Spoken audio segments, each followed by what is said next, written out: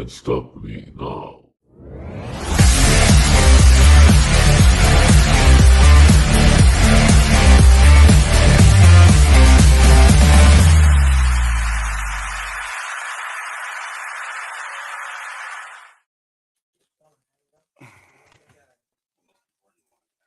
There we go. What is going on, y'all? You already know what time it is. It is time for the most uncut, unfiltered, and uncensored sports talk show you will find on social media. Now, before we get into it, don't forget to click the link in the description of this video and be sure to click the tab that says truevictory.com. They are veteran owned, veteran operated, and they have a lot of good things going for them. I myself am repping their merchandise right now. Like I said, they got a lot of good stuff going on, and I'll tell you what, aside from t-shirts, look, they have what you're looking for. They have gym accessories, they have bags, they have patches, they have again, they have what you're looking for.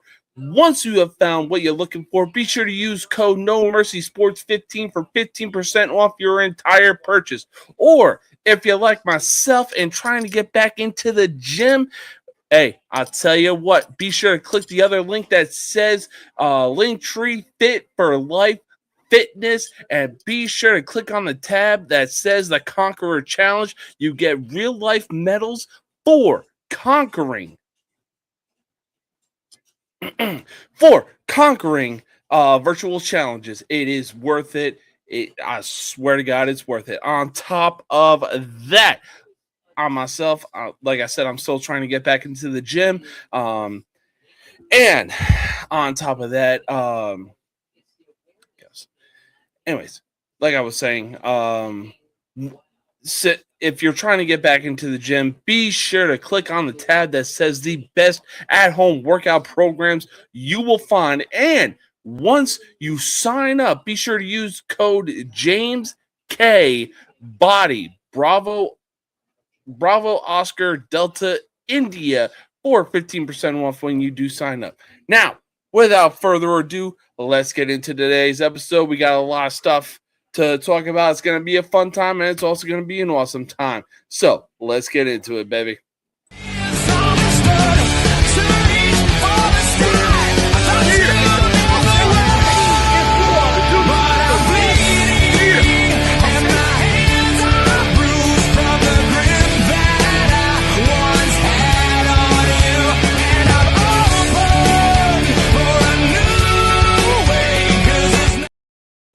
Man, oh man, does it feel like forever and a century since I've done an episode for the most uncut, unfiltered, and uncensored sports talk show you will find on social media. It really does feel like it has been forever and a fucking century. But Friday is here. It has come. My apologies for again, being out of the game because work has pulled me in that direction, but I don't mind it. Why? Because, hey, when you're making that money, it speaks for itself. You know what I'm saying? And on top of that, we got the Winter Olympics going on right now. And all I got to say is go Team USA. The women's hockey team shut out those maple syrup fucking suckers 5-0. And then the men's team proceeded to belt to ass on Latvia. We want fucking Canada in the gold medal matchup, baby. We're coming for that ass, Canada. You hear me? Anyways, enough about the Winter Olympics and the rivalry that we have going on with Canada right now. Let's talk about something that we know a thing or two about, and that Canada is fucking lacking in. That is basketball, baby. Look, it looked as though we were going to see Arizona go undefeated this season and be the first team since the 75-76 Indiana Hoosiers to go undefeated and also win the national championship, going into the greatest college sports tournament of all time, mind you. Unfortunately, it didn't play out that way because Kansas had other plans and would deliver Arizona their first loss on the season. Well, you know what? there was also a silver lining somewhere in there. Why? Because at the time, St. Louis, of all teams, was also another undefeated team. And on top of that, it looked like they were going to go into the college. It looked like they were going to go into the March Madness tournament undefeated. Unfortunately, that didn't work out for them, as well as they would suffer their first loss on the season as well.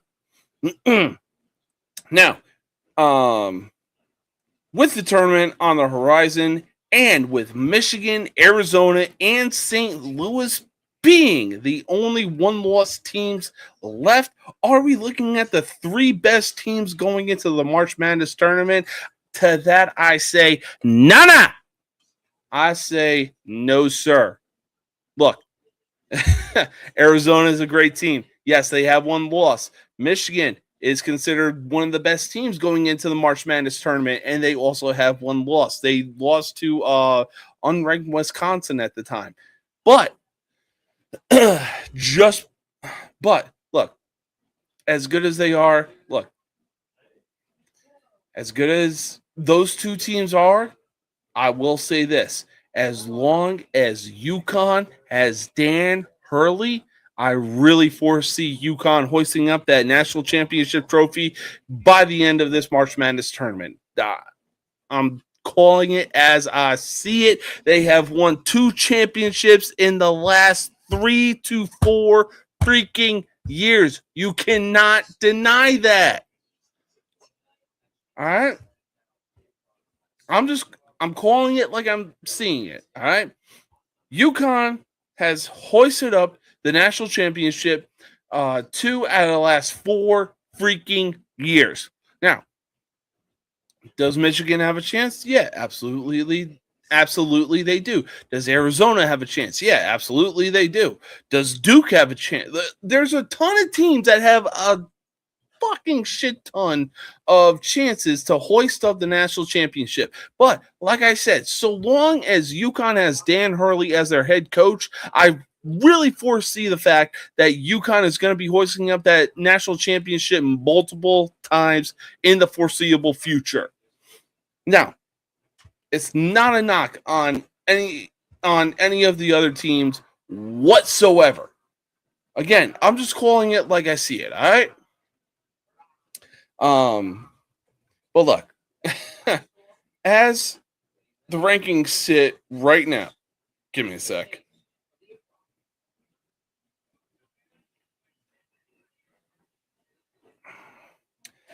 As the rankings sit right now, wow, did UConn drop after their second loss? Did UConn drop after their second loss? As the top 10 rankings sit right now, we got Arizona at number 1. We got Michigan at number 2. We got Houston, ironically, at number 3 with 2 losses as well. We got Duke, 2 losses as well at the number 4 spot. Yet somehow, some way, Iowa fucking State of all teams with 3 losses on their record is above UConn. Anyways, I digress. Iowa State is number 5. Number 6 is UConn. Number 7 is Nebraska. Number 8 is Illinois. Number 9 is Kansas, and closing it out at the 10th spot is Michigan State with 4 losses. Ooh. Sorry, I'm looking at the rankings right now, and I'll tell you what. I made a TikTok a while back of crapping on Purdue that, they were ranked higher above Florida, despite the fact that Florida were the national champions. Right now, as I'm seeing it, Purdue is sitting in the 13th spot, sitting at 20-4, with Florida hot on their tail, sitting at the 14th spot at 18-6. And I'll tell you what, if Florida can finish on a strong note, look, I know that Florida may have lost a good chunk of their roster to the NBA draft. But I'll tell you what, if Florida can keep up the momentum that they're on, let's not take away the losses that, or let's not forget the losses that Florida has had have been to some really impressive teams. You know what I'm saying? And on top of that, like I said, if Florida can keep their momentum going, man, we could be looking at another team. We could be looking at another team that could be hoisting up the national championship trophy as well. So, Florida is definitely going to be that second spot that could hoist up the national championship going into the March Madness tournament. But speaking of the March Madness tournament, spring training is on the horizon, but so is something better. The greatest college sports tournament of all time. It's not even close. That tournament being March Madness. Right now, the top 25 rankings is showing that quite a few teams have a serious argument to make a run. As we draw closer to the March Madness tournament, which team has the best chance to hoist a national championship? Well, like I said, you already know. You already know what I said. Obviously, number one, I got UConn. Number two is obviously going to be Florida State. But I will say this: I am not doubting Michigan anytime soon to be in that 3 spot. Man, oh man, this tournament is going to be so much fun to watch. It's not going to be lopsided in any way, shape, or form. I'll tell you that right now. It's not going to be lopsided. It's going to be fun. We're going to see some Cinderella runs. We're going to see some really insane, underrated teams just come out of nowhere. Like Nebraska, for example. Yeah, they have 3 losses, but I'll tell you what, Fred Hoiberg, where in the fuck was this kind of coaching when you were on the goddamn Bulls, my guy? That's all right. That's all right, though. That's all right. Sometimes you can't hack in the professionals, so sometimes you need to go down to, or sometimes you need to go back down to college and show why you were better there than you were in the professional league, my guy. Again, no disrespect, but anyways, I will say this, though. Nebraska, very underrated team. They have a serious resume on their hands, and they very well could make a run in the NCAA tournament. Only time will tell. We are so close. We're probably, we're 2 weeks away from the March Madness tournament, or actually a month away probably from the March Madness tournament. I, for one, cannot wait. It's going to be fun. It's going to be exciting. Upsets are on the horizon. Oh, God, I cannot freaking wait. But let's move on from some college basketball and discuss some NFL. Why? Because, look, I've said it before, and I'll say it again. I really do wish nothing but success for Shedeur Sanders. But the people that literally break an arm jerking this kid off, it's just, they make it nearly impossible to root for this kid. Sure, he went 3-4, but his numbers don't add up as to why he should have been named a Pro Bowler. Look, 1,400 yards, 7 touchdowns, 10 interceptions, and a quarterback rating of 19. The NFL really looked at that and said, yep, he's a Pro Bowler.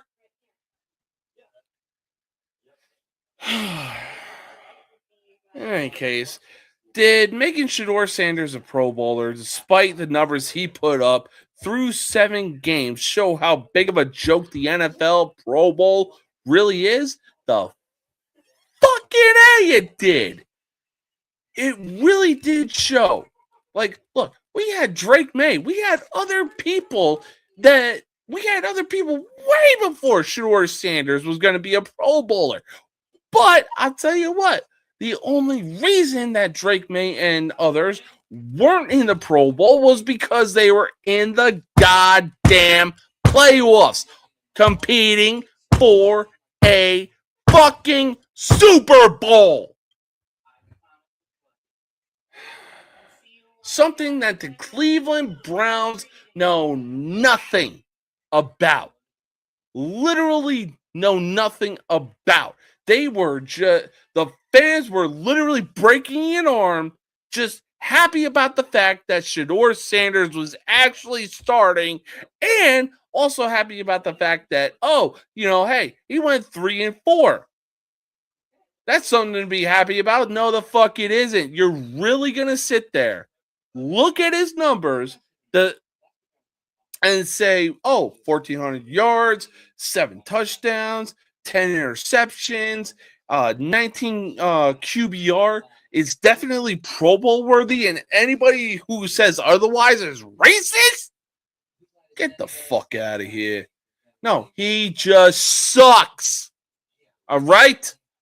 He literally had his hand held by his fucking daddy. Cleveland wanted this fucking Cleveland wanted this fucking publicity. People, the amount of people that are on social media right now are blowing my fucking mind. 31 other teams passed on him. He was labeled a bust. He was labeled this. He was labeled that. Yeah, guess what? Now we're about to see what he can do going into the offseason, and on top of that, see what he can do with a full participation. The fucking NFL got it wrong naming this kid a Pro Bowl. They label it's a joke. The NFL Pro Bowl is a goddamn joke. Who wants to compete in flag fucking football? Like, oh my God. It is unreal. Like, don't get me wrong. I do like some of the other stuff that the NFL Pro Bowl is doing. Like, the catching contest, for example, or the skills, or like, for God's sake, let's bring back the fucking, what do you call it? Let's bring back the throwing competition, for crying out loud. All right? Let's bring that back.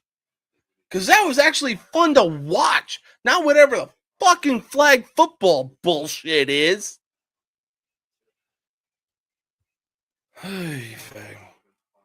But speaking of jokes, look.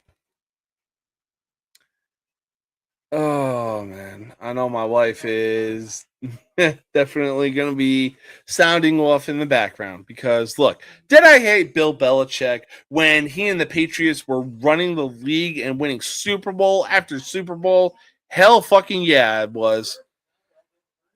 Did I hate him to the point where I thought that Bill Belichick shouldn't be a first ballot Hall of Famer? Absolutely the fuck not. The only thing that Bill Belichick was lacking in was wins in general, which we all know that Don Shula is number one in that category. But when you look at the playoffs, Bill Belichick is the winningest coach in NFL history, and it's not even close.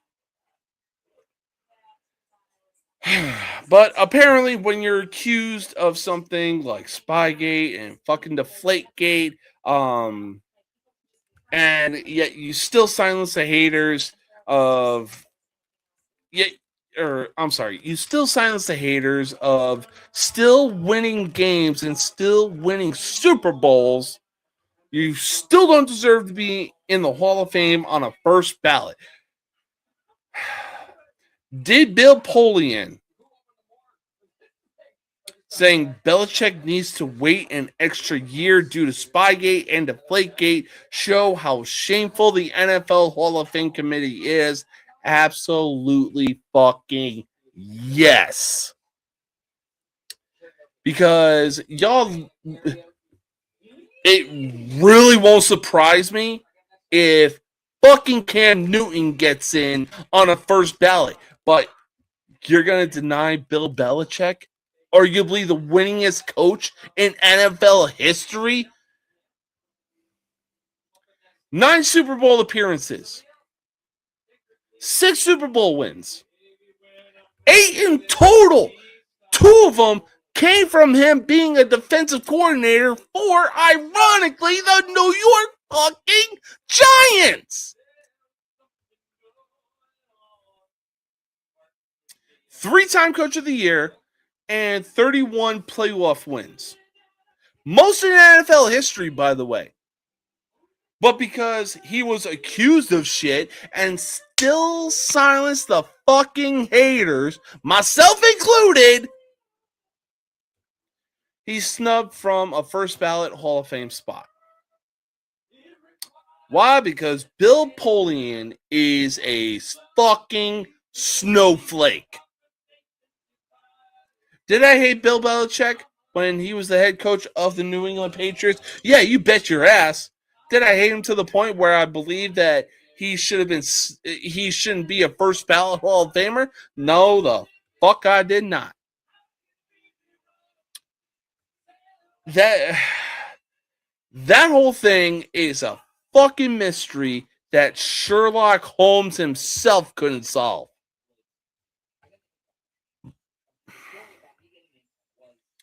And I'm dead serious when I say that, because Bill Belichick is, like, you could literally cut Belichick's resume in half. He's still a first ballot Hall of Famer.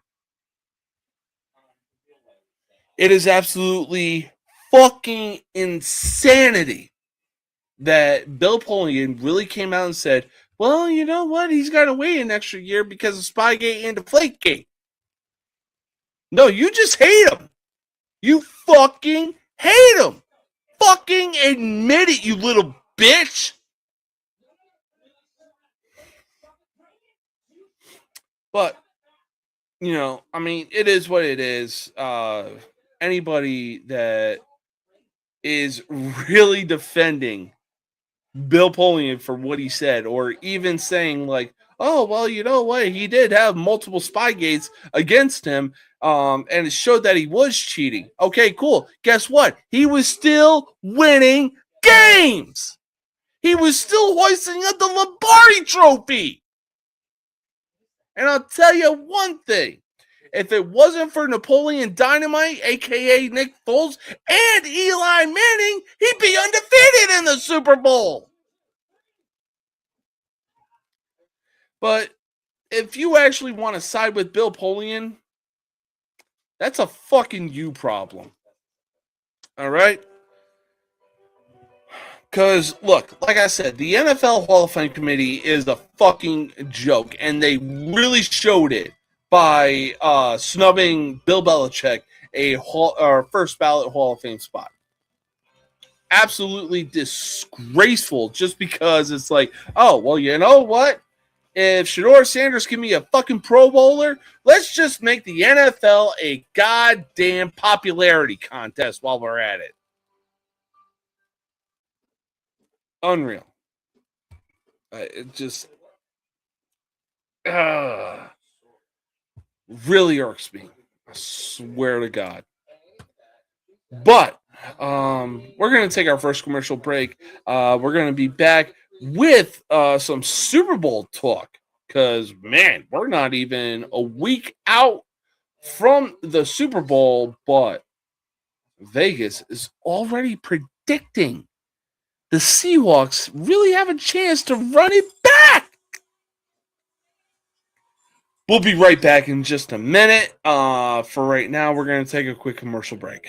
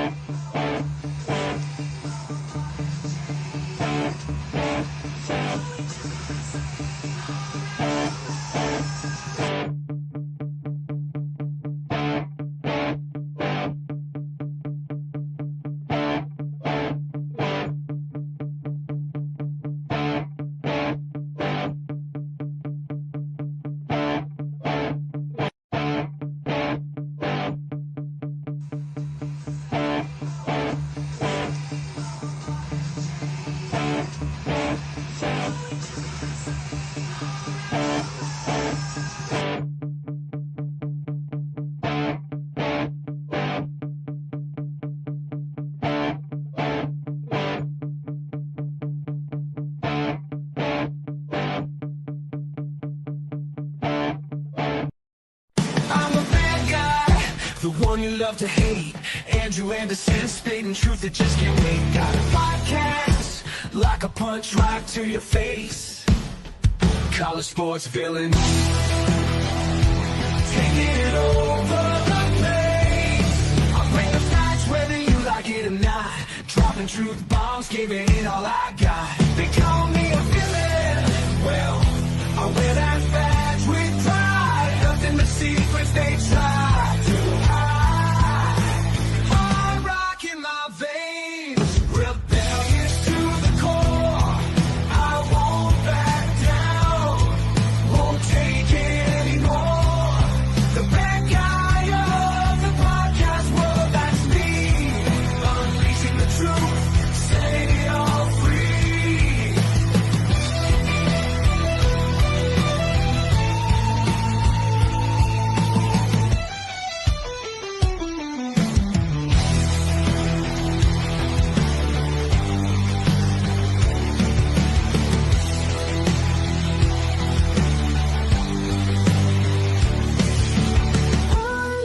Nobody can stop me now.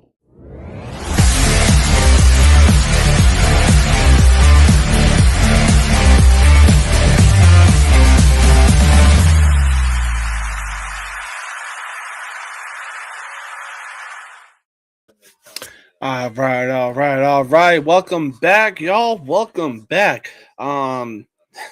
Sorry about that rant about the NFL Hall of Fame committee and fucking Shador Sanders being named a Pro Bowl despite his horrendous fucking numbers. But I will say this. Look, we got the Super Bowl in the book right now, and we're going to get to it in just a bit, but Sam Darnold can say he is the first one of his quarterback class to hoist up the Lombardi Trophy. Now, let's talk about the Super Bowl real quick. It is absolute madness how much food is consumed during Super Bowl Sunday. I looked at the numbers, and I couldn't even begin to fathom the fucking analogies that were being made. Here's what I found. During Super Bowl Sunday, 12.5 million pizzas are ordered, which is enough to stretch from Boston to Seattle. Keep that in mind. 12.5 million pizzas. On top of that, we got 1.5 billion. 1.5 billion with a B as in Bravo. 1.5 billion wings are consumed, which is enough to feed 4 people, which is enough for 4 people in the entire United States of America. Aside from that, 325 million gallons.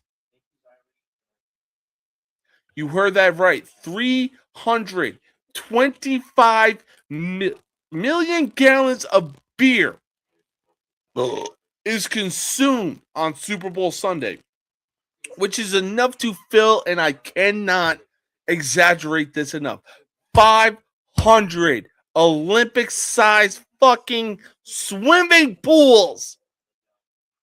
500! If that wasn't crazy enough, let's talk about the appetizers. The main one being chips. 139 million pounds of chips are consumed, which is enough to fill Fenway fucking Park. Fenway Park is a pretty big baseball stadium. And finally, 100 million avocados are used to make guacamole, which is enough to fill Pike Place floor to fucking ceiling.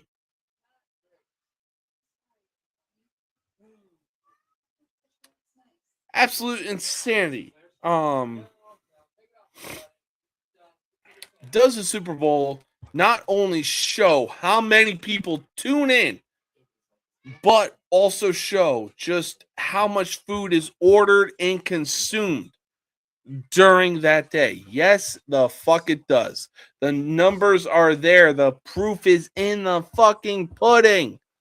Like I said, 12.5 million pizzas, 1.5 billion wings, 139 million pounds of fucking chips, and 100 million avocados for guacamole alone. Oh my god. That's the wife in the background. I'm surprised she didn't go off on my Bill Belichick rant. God damn. But yeah, Super Bowl Sunday really does show just how much food is consumed and how much beer is drunk. Thank you. Drinking? I want to say drunk. English is hard. Anyways, yeah, the Super Bowl really brings out like insane fucking numbers, and it the number, a lot of things lie, but numbers never will. And like, wow, the amount of pizza that's ordered, the amount of beer that is consumed, the amount of chips that are consumed, the amount of wings that are consumed, for crying out loud, and the amount of guacamole that is made on Super Bowl Sunday. Look, again, I just presented the numbers to you. It's absolute insanity. But speaking of the Super Bowl, the Seahawks and Patriots did battle with one another. Not exactly the result that I was thinking that it was actually going to be. But you know what? Hey, congratulations to the Seattle Seahawks. I will say this, though. For 5 years,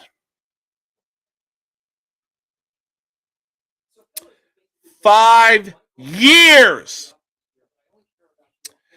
is what the Buffalo Bills had in order to claim the AFC East as theirs, and did absolutely nothing with it. They did nothing. Did they win the AFC East? Yeah, absolutely. Did they win multiple? Like, did they win 2-3 Super Bowls in the process? No, the fuck they did not.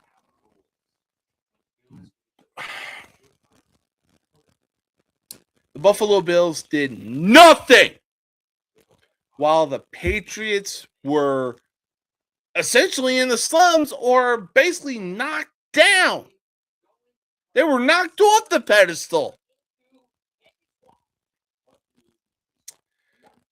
Not only have the excuses run out for Josh Allen, but all the Bills did was let the Patriots buy their time to let the Patriots reclaim what was once theirs for so long. In May's second year as a quarterback and Vrabel's first year as a head coach, and coming off a 4-13 season the previous year, the Patriots went back to the Super Bowl.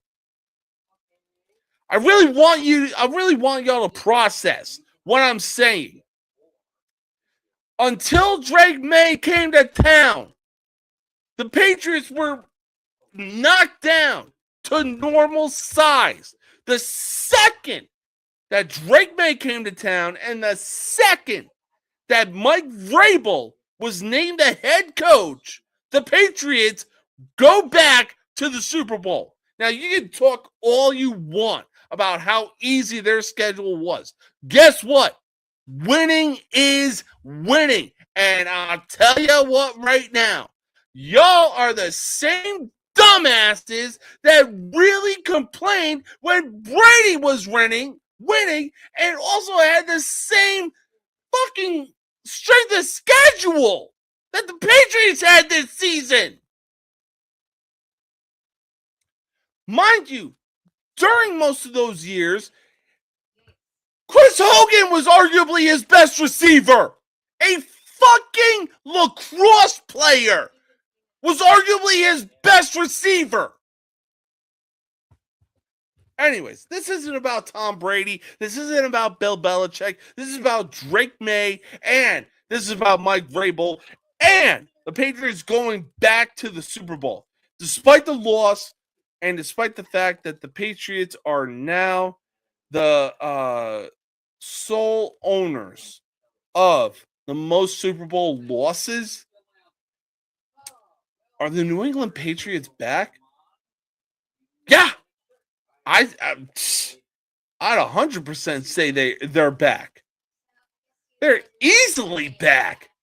They found their head coach. They found their fucking quarterback. They have the right pieces around Drake May. They have Ramondre Stevenson. They have Travion Henderson. They have Stephon Diggs. They have Mac Hollins. I'm sorry about that. They have Kayshon Boutte. They have Will Campbell.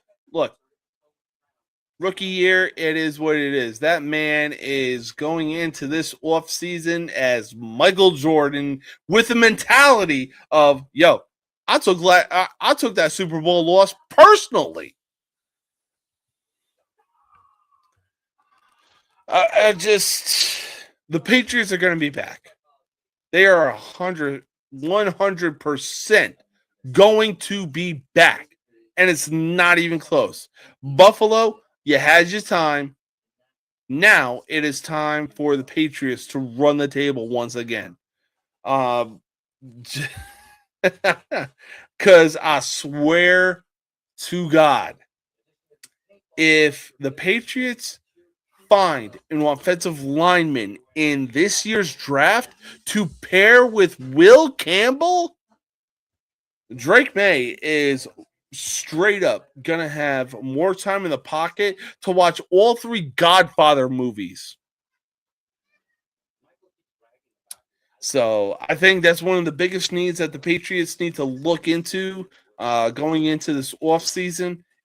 Because, like I said, they already have Stephon Diggs as the main guy for wide receiver. If you can find another wide receiver in this draft to add to that core, hey, more power to you. Man. But yeah, like I said, 5 years.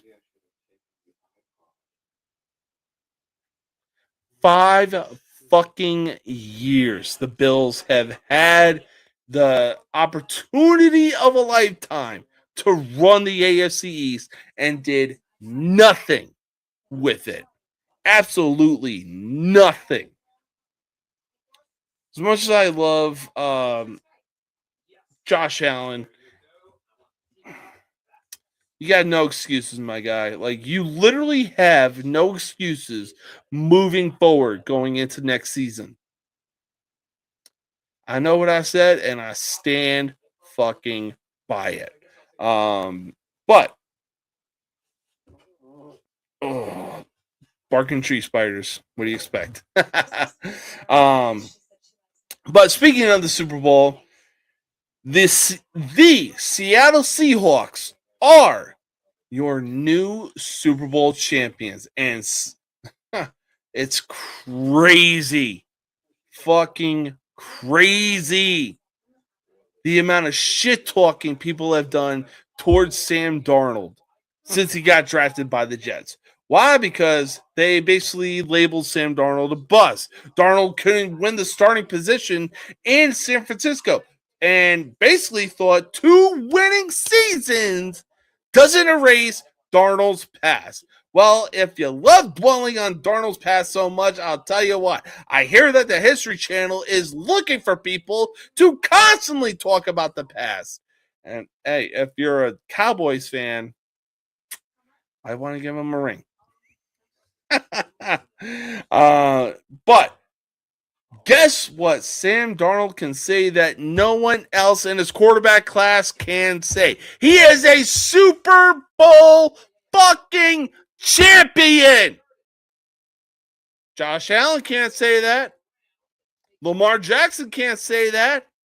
And as much glazing as I do for Baker Mayfield because he found his home in Tampa Bay with the Buccaneers, he can't say that either. Sam Darnold is a Super Bowl champion. Why? Because the Seahawks had the right players around him. They had the right head coach for him. They had the right system for him. Tampa Bay, you better take notes. With Darnold being the first quarterback in his class to hoist the Lombardi Trophy, is it time to put some respect on Darnold's name? Fucking A, it is. It is definitely time because, like I said, we have seen what Darnold is capable of when you actually put some fucking players around him. The Jets set him up for failure because they believed in the fucking LeBron effect. They really thought that bringing in a guy like they really believed that bringing in a guy like Sam Darnold was going to change their whole organization and bring the Jets back to the playoffs. Guess what? That didn't work out. So he goes to the Carolina Panthers. Guess what? The Carolina Panthers didn't have shit. I mean, hell, I want to say for Bryce Young's third year, because his rookie year, we were ready.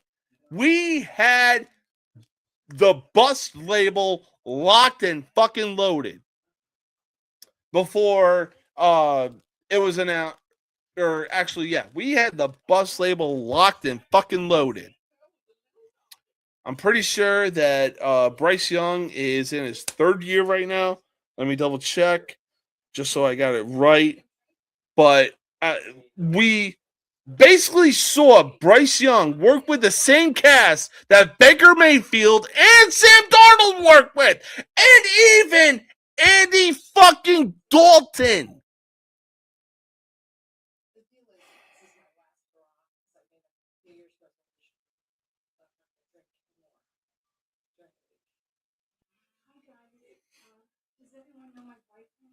Okay, so Bryce Young was in his sophomore year, and in his rookie year, we had the bust label locked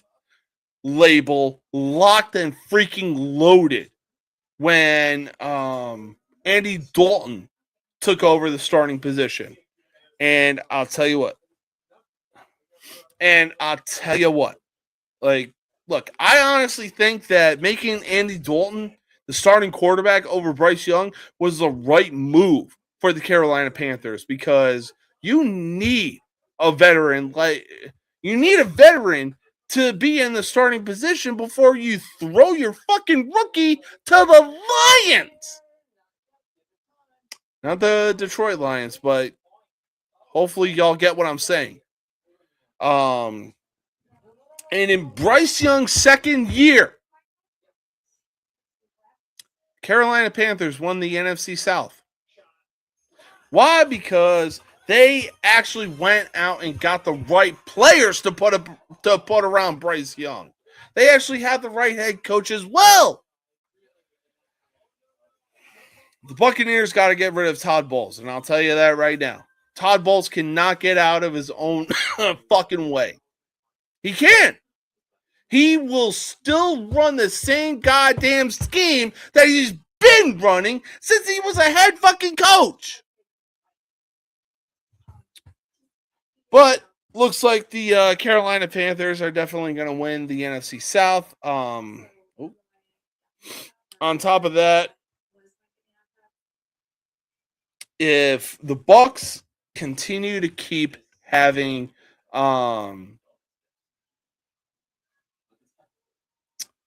the Bucks continue to keep having Todd Bowles as their head coach, they're not winning shit anytime soon. They do have a very talented team, just a horrible head coach. But look, like I said, it is definitely time to put some respect on Sam Darnold's name. Why? Because, like I said, we have straight up seen what has happened when he has players around him, when he's in the right offensive scheme, when he has the right fucking head coach by his side. Super Bowl champion. Now, did Kenneth Walker deserve Super Bowl MVP? Absolutely. It's not even close. Yeah, of course he did. Guess what, though? Sam Darnold is still a fucking Super Bowl champion. And if you want to fucking argue that he doesn't deserve it, then you're probably a Josh Allen defender.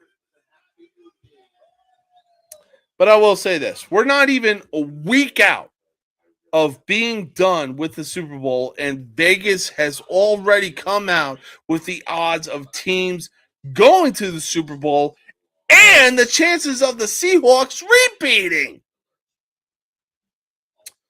Can the Seahawks run it back and repeat? Oh, man, that is honestly tough. I really think they can run it back. I mean, look, you got Jackson Smith, and Jigba, Kenneth Walker. You're going to have Zach Charbonnet back real soon. Or he's going to be out for the season. But look, the Seahawks will have Kenneth Walker. They got a solid team. So it wouldn't surprise me if they were one of the teams that just come out of the NFC. Obviously, there's going to be a lot of teams on their trails. I honestly think that the Philadelphia Eagles are going to be one of those teams. The LA Rams are definitely going to be another team that are going to be hot on the Seahawks trail. But I honestly think that the Patriots are going to be on that revenge tour. So we're going to have to wait and see how this season turns out. I think it's going to be fun. It's going to be enjoyable. But I'll tell you what, we're going to take our final commercial break. When we come back, we're going to make some college basketball predictions. Stay tuned. It's going to be fun. It's going to be awesome. We'll be right back.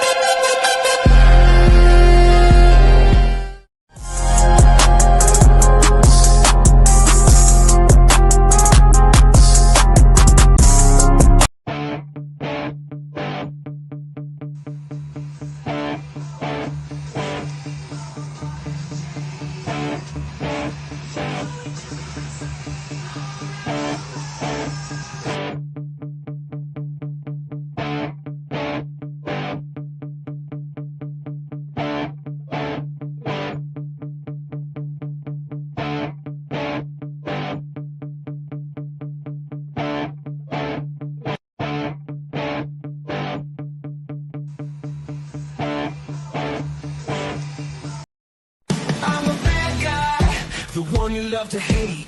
Andrew Anderson spitting truth that just can't wait. Got a podcast like a punch right to your face. College sports villain, taking it over the place. I bring the facts whether you like it or not. Dropping truth bombs, giving it all I got. They call me a villain. Well, I wear that badge with pride. Nothing but secrets they try to hide. I'm rocking my veins, rebellious to the core. I won't back down, won't take it anymore. The bad guy of the podcast world, that's me.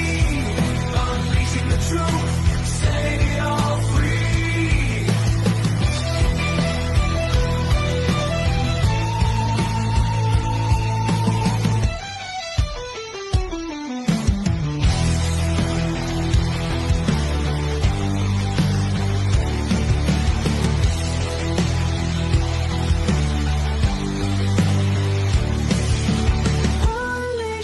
Nobody can stop me now.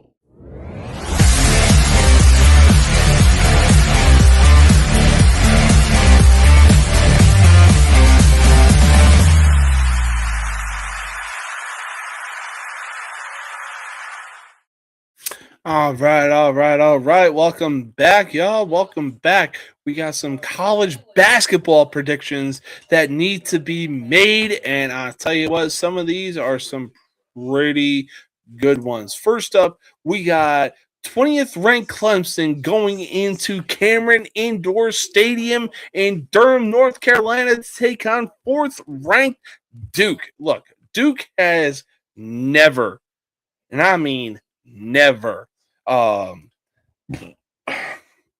been a sideshow clown when it comes to college basketball. You know what? Give me Duke in this one. Anyways, yeah. Like I said, give me Duke in this one. But I'm expecting a close game. Next up, we got Fordham going into Kingston, Rhode Island to take on the Rhode Island Rams, and the Rams are currently 14-10. Look, the Rams are always going to be a sleeper team as the March Madness tournament approaches. Give me fucking Rhode Island in this one. Next up, God, I wish this wasn't the case. I wish it wasn't. But we got the 17-7 UCLA Bruins going into the Chrysler Center in Ann Arbor, Michigan to take on the 2nd-ranked Wolverines. Anyways, give me the Michigan Wolverines in this one. Next up, we got number 9 Kansas going into the Hilton Coliseum in Ames, Iowa to take on the 5th-ranked Iowa State Cyclones. You know what? Kansas is already riding the wave of momentum of taking down the number 1 seeded Arizona Wildcats. Give me the Kansas Jayhawks. Kansas has never been a joke in college basketball. You can quote me on that. Next up, we got Northwestern going into the Pinnacle Bank Arena in Lincoln, Nebraska to take on 7th-ranked Nebraska. Give me the goddamn Cornhuskers in this one. Anyways, after that, we got 17th-ranked St. John's, who is currently 19-5, going into Amica Mutual Pavilion in Providence, Rhode Island to take on the Providence Friars, who currently sit at 11-14. Providence has never been a joke when it comes to college basketball. In fact, they've been a sleeper team for college basketball. But in this game, give me St. John's, baby. Next up, we got Texas A&M going into the Memorial Gymnasium in Trashville, Tennessee to take on the 19th-ranked Vanderbilt Commodores. I'll be honest, I really didn't see Vanderbilt being this fucking good in outside of college football. But you know what? Give me the goddamn Commodores, baby. All right. Next up. Yeah. You know what? Next up, we got the Furman Paladins, who currently sit at 16-10, going into Cameron Hall in Lexington, Virginia, to take on I hope I don't butcher this, to take on the Virginia Military Institute, who is currently 6-20. Yeesh. Give me Furman, baby.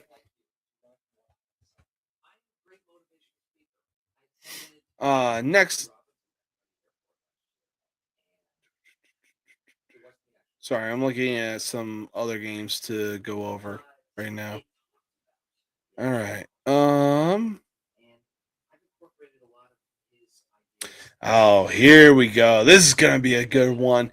Next up, we got 25th ranked Kentucky going into the Stephen C. O'Connell Center in Gainesville, Florida to take on the defending national champions, Florida. You know what? Give me Florida! I think Florida goes on a run, goes over the Purdue Boilermakers, and gets their name into the top 10 rankings. Oh, actually, you know what? This one actually just caught my eye. I think this is going to be a good one. Next up, we got the 19-5 Villanova Wildcats, who have always been a sleeper team for college basketball. And on top of that, when it comes to other sports like lacrosse, do not sleep on Villanova. Why? Because they are always going to be in the college lacrosse tournament. But in this case, we got Villanova. Oh, thank God. But in this case, we got Villanova going into the CHI Health Center in Omaha, Nebraska. Really? That's what Creighton is. The more you know. We got Villanova going into Creighton to take on the 13-12 Blue Jays. I honestly think Villanova is going to pull this one out and get the win. All right. Next, let's see here. Next up, this is basically a throwaway game. We got Kansas State going into the Fertitta Center in Houston, Texas, to take on the 13th ranked to take on the 3rd ranked Houston Cougars. Give me Houston, baby. Next up, we got Colorado going into the Marriott Center in Provo, Utah to take on the 22nd ranked BYU Cougars. Give me BYU. I mean, is it even close? Come on. All right, let's see here. I'm probably missing a bunch of other games of a lot of teams that are not ranked, but also doing good. But for right now, we got 13th ranked Purdue going into the Carver Hawkeye Arena in Iowa City, Iowa to take on Iowa, who is currently sitting at 18-6. You know what? A lot of things can happen, especially in college. Give me Iowa for the upset.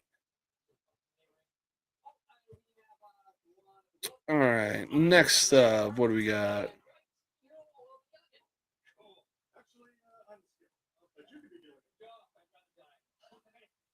All right. Next up, we got 16th ranked Texas Tech going into the McHale Memorial Center in Tucson, Arizona to take on the Wildcats. Man, look, I respect what Kansas did. I still have them winning against their opponent come Saturday, but give me the Wildcats in this one. It's not even close. Next up, we got a rematch from early on this season as Georgetown goes into the Gamble Pavilion in Storrs, Connecticut to take on the 6th ranked Huskies. Give me goddamn UConn, baby. Show them why you're the best in the burbs. If you know Chris Webby, then you know some serious fucking knowledge, baby. Next up, we got the 15th ranked Virginia Cavaliers going into the Bridgestone Arena. In Nashville, Tennessee, apparently, to take on the Ohio State Buckeyes. Virginia has never. Virginia has never. Virginia has always been a sleeper team when it comes to college basketball. And having said that, give me the goddamn Cavaliers. All right, next up, we got Auburn going into the Bud Walton Arena in Fayetteville, Arkansas to take on 21st ranked Arkansas Razorbacks. Give me Auburn for the upset. I know what I said. Next up, we got South Carolina Gamecocks, who are currently 11-13 right now, as they go into the Coleman Coliseum in Tuscaloosa, Alabama, to take on a 17-7 Alabama Crimson Tide. Andrew, my guy, love you, but give me Alabama in this one. As much as I hate saying it, but I know that I know your girl Emily is definitely smiling ear to ear because I said, or because I predicted Alabama to win in this game. Oh man! All right. Next up, hang on. Let me scroll down a little further.